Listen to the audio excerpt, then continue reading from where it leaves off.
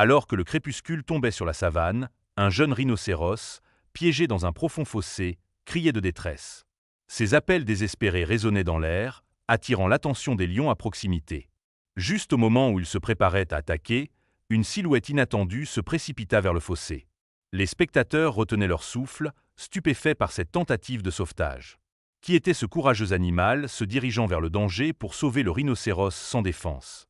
Au cœur du parc national Kruger, un jeune rhinocéros, animé par l'aventure, s'était aventuré loin de la sécurité de son troupeau.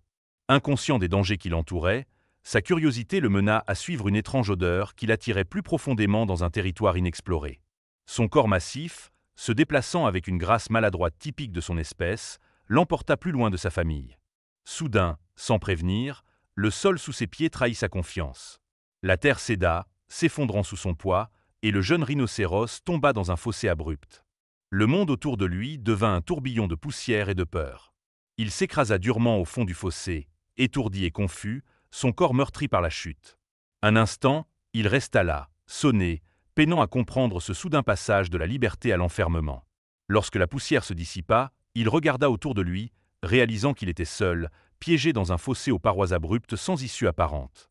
La panique s'empara de lui tandis qu'il tentait de grimper les parois, mais chaque effort le faisait retomber au fond du fossé.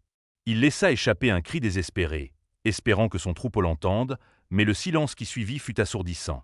Le poids de son isolement commença à s'imposer, il était seul, piégé et vulnérable. Ses pensées se tournèrent vers sa famille, se demandant s'il remarquerait son absence ou s'il entendrait ses appels. Avec une nouvelle énergie, il cria à nouveau, sa voix résonnant à travers la savane, mais toujours, il n'eut aucune réponse. Déterminé à s'échapper, il se lança contre les parois encore et encore, son corps massif raclant la terre implacable. Ses grognements et reniflements emplissaient l'air, des sons désespérés d'un jeune animal essayant tout pour survivre. Mais malgré sa force, les parois demeuraient infranchissables. Il s'arrêta parfois pour écouter, ses oreilles se dressant, espérant un signe de salut. Chaque fois que le vent portait des bruits lointains, son cœur s'emballait d'espoir, mais cet espoir se dissipait lorsqu'il réalisait que personne ne venait à son secours. Épuisé, il s'affaissa contre les parois du fossé, son esprit envahi par la dure réalité de sa situation. Il pourrait ne jamais s'échapper. Pourtant, animé par la peur et une lueur d'espoir, il releva la tête et trimpeta à nouveau, appelant tout être pouvant l'entendre. Ses cris résonnèrent à travers la soirée, un appel à l'aide qui se propagea sur les plaines. Au-dessus du fossé, la terre demeurait calme, sereine, comme se moquant de son sort par sa tranquillité. Il ignorait que ces appels n'étaient pas passés inaperçus. Loin du fossé, des membres de son troupeau avaient entendu la détresse dans ces appels. Leurs têtes se levèrent simultanément, une communication silencieuse se tissant entre eux. Ils commencèrent à se rassembler, leurs mouvements déterminés, attirés par le son familier de leurs proches en détresse. Le troupeau, dirigé par le rhinocéros alpha, se dirigea avec urgence vers la source des appels. À mesure qu'ils s'approchaient du fossé, le sol tremblait sous leur poids collectif. L'alpha, un rhinocéros massif aux cicatrices de bataille, menait l'assaut, sa détermination évidente. Le troupeau suivit, leurs formes massives projetant de longues ombres sur la savane dorée alors que le soleil se couchait lentement. Plus ils se rapprochaient, plus l'urgence de la situation devenait évidente. Les lions, attirés par la vulnérabilité du jeune rhinocéros, se préparaient eux aussi à passer à l'action. Les lions, prédateurs habiles, se tenaient dans les hautes herbes, attendant le moment propice. Leur odorat affûté détectait la détresse du jeune rhinocéros. Ils commencèrent à encercler le fossé. La fierté, dirigée par une lionne rusée, coordonna leur approche. Leurs yeux brillaient dans le crépuscule alors qu'ils se déplaçaient furtivement, prêts à frapper. Lorsque le troupeau de rhinocéros atteignit le fossé, leur rythme ralentit, la gravité de la situation devenant plus claire. Ils se dispersèrent, formant un périmètre de protection autour du fossé. Le rhinocéros alpha se plaça entre les lions et le jeune rhinocéros, son corps massif servant de barrière aux prédateurs. Les autres rhinocéros se rapprochèrent nerveusement, leur grande taille et leur force impressionnante, mais leurs rangs étaient moins nombreux que ceux des lions. Lorsque le soleil se coucha, projetant une lueur rougeâtre sur la savane, l'air se remplit des bruits de rhinocéros soufflants et de lions grondants. Le face-à-face autour du fossé s'était intensifié, le destin du jeune rhinocéros suspendu à un fil. Les rhinocéros parviendraient-ils à repousser les lions assez longtemps pour sauver leurs jeunes camarades, ou les prédateurs profiteraient-ils de leur moment de faiblesse pour attaquer? À mesure que la nuit tombait, la tension autour du fossé augmentait.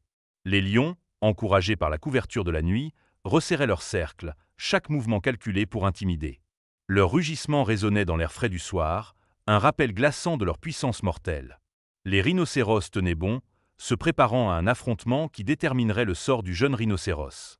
Les rhinocéros, reconnaissant la menace croissante, ont répondu par leur propre démonstration imposante. L'alpha a frappé le sol puissamment, envoyant un nuage de poussière dans les airs. Ses trompettes profondes et résonnantes défiaient les rugissements des lions. Le reste du troupeau a répercuté sa défiance, leur trompette collective étant une tentative désespérée de dissuader les prédateurs. Mais malgré leur taille et leur force, l'anxiété parcourait le groupe. Ils étaient des protecteurs, mais les parois escarpées du pit rendaient un sauvetage direct impossible. Pendant ce temps, le jeune rhinocéros au fond du pit ressentait un élan de désespoir. Malgré la proximité de son troupeau, leur incapacité à l'atteindre aggravait sa peur. Il appuyait son énorme corps contre la terre froide, essayant de se rendre aussi petit que possible. Les bruits du conflit au-dessus semblaient lointains, étouffés par les parois de sa prison de terre. Les lions, sentant l'hésitation du troupeau, avancèrent avec plus de confiance.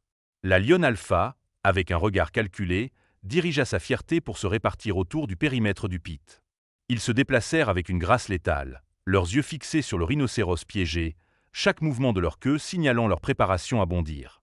Lorsque le premier lion sauta vers le bord du pit, l'alpha rhinocéros chargea, sa tête massive abaissée. L'impact de son corne contre le sol près du lion était un avertissement clair, la vibration envoyant un message de puissance et de menace. Le lion se recula, son attaque déjouée mais non découragée. Les autres lions grognèrent de frustration et d'anticipation, leur concentration collective indifférente à la démonstration du rhinocéros.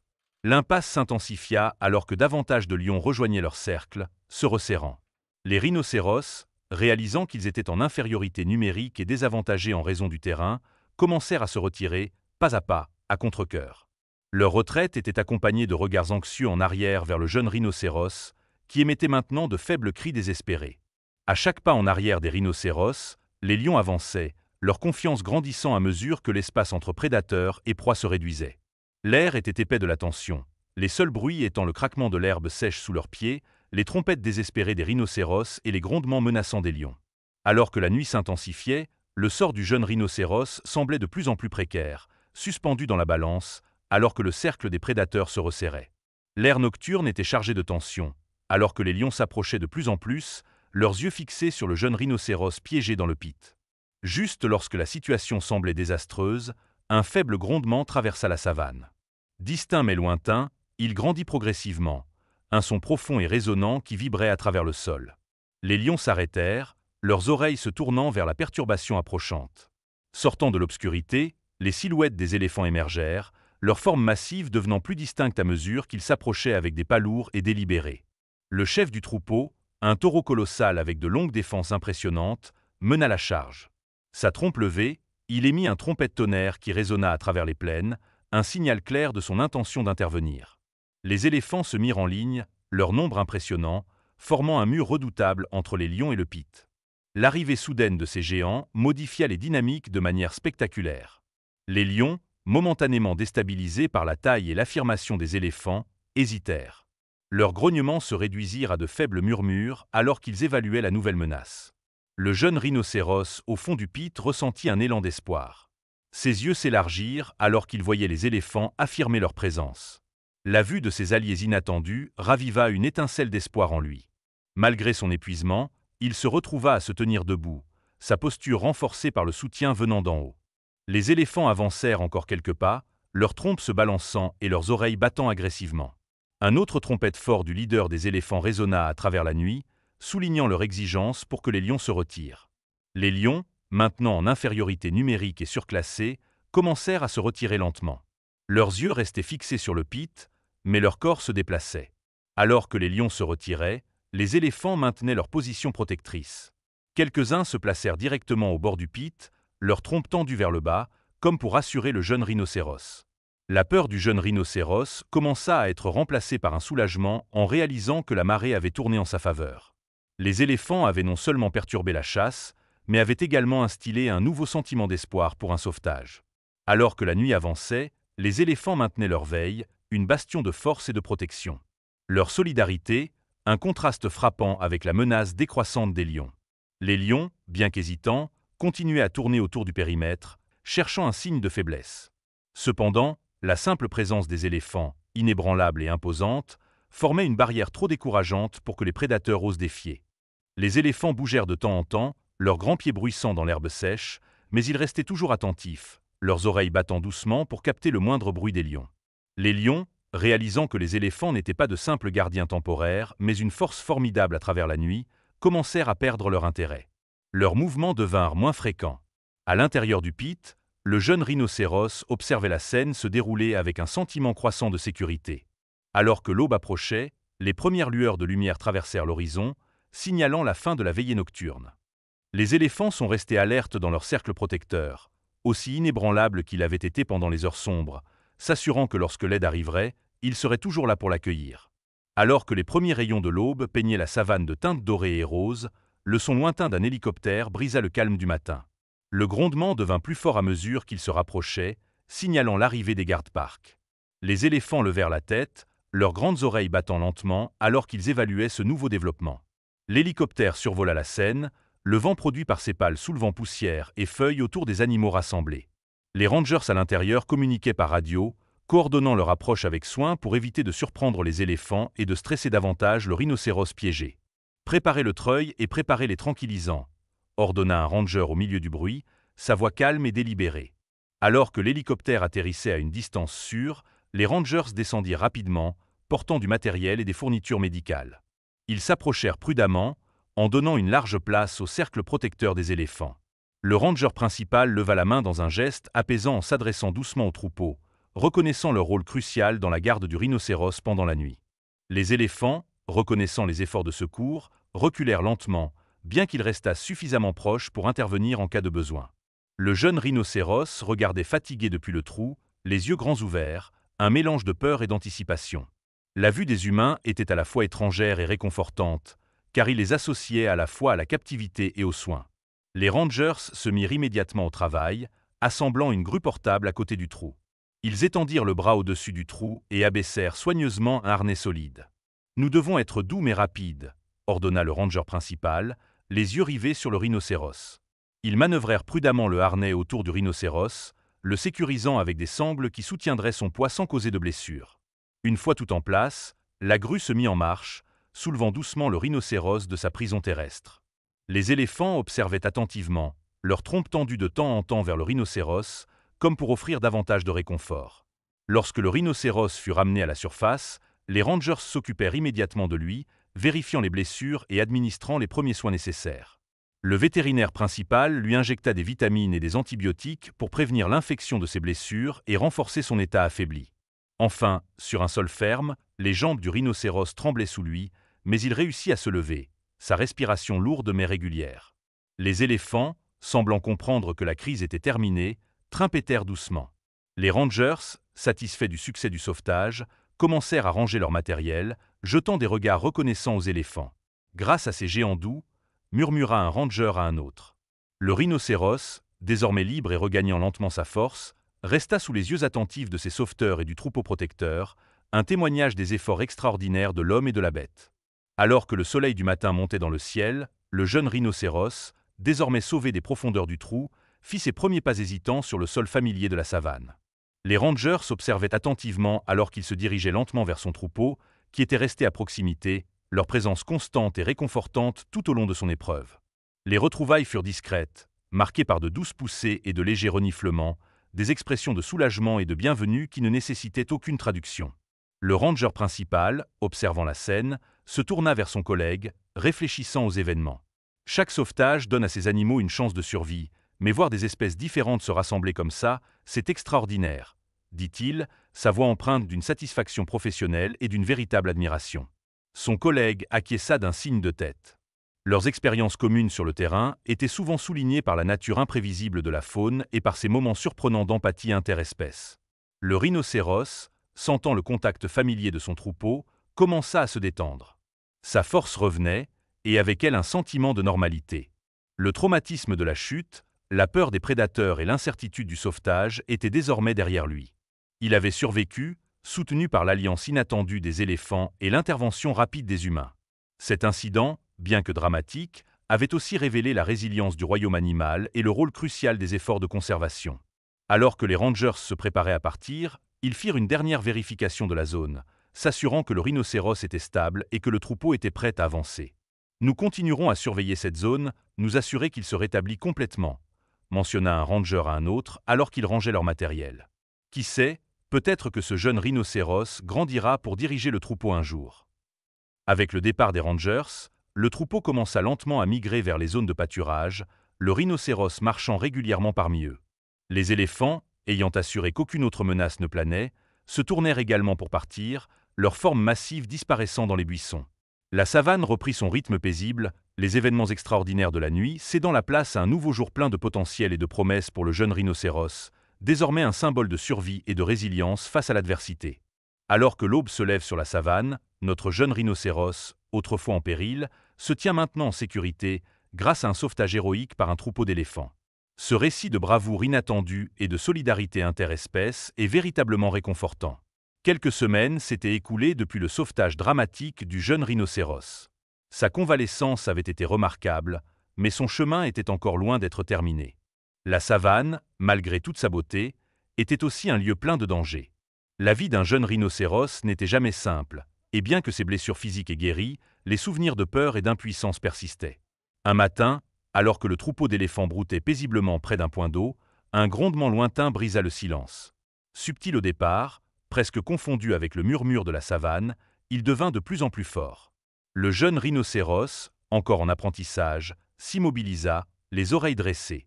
Les éléphants autour de lui levèrent la tête à l'unisson, leurs trompes tendues vers le ciel, sentant quelque chose d'inhabituel.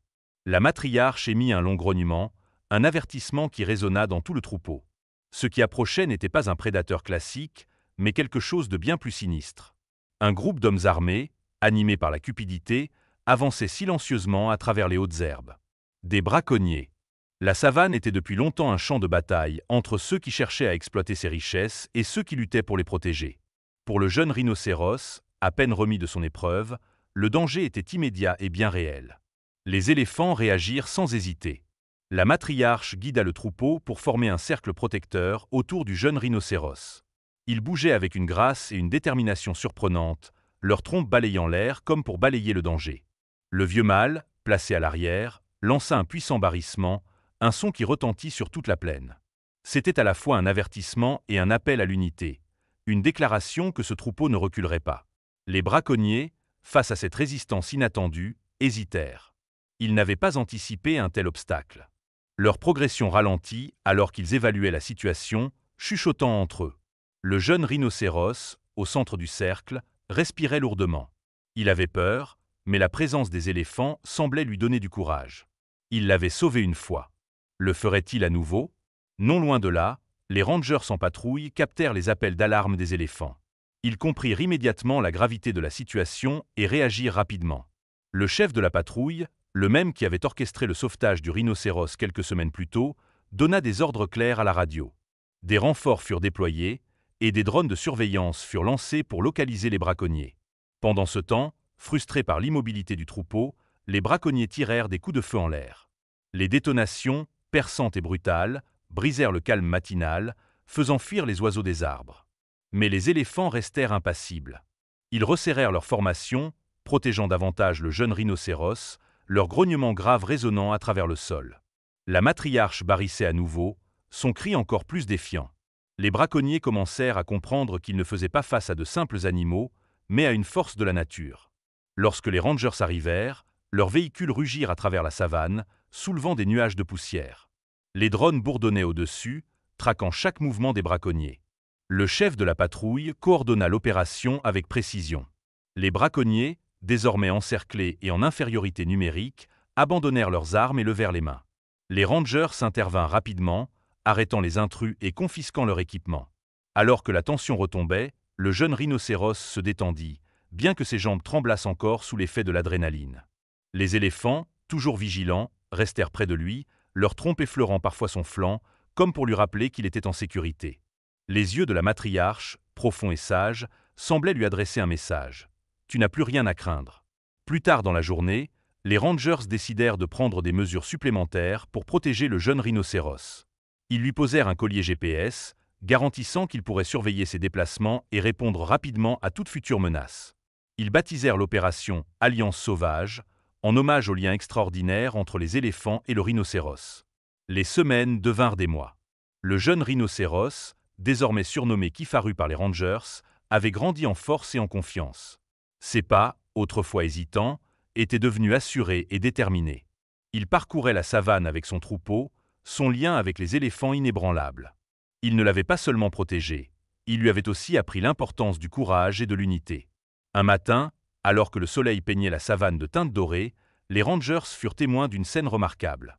Kifaru était à la tête de son troupeau, les guidant vers un nouveau terrain de pâturage. Les éléphants le suivaient sans hésitation, leur confiance en lui évidente.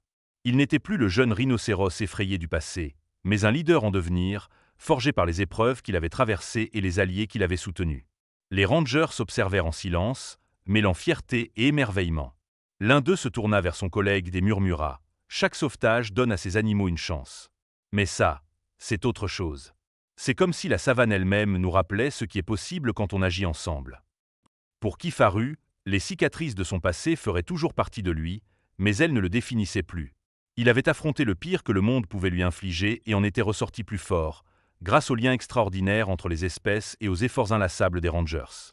Son histoire était un témoignage de résilience, de courage et des connexions profondes qui peuvent exister dans la nature.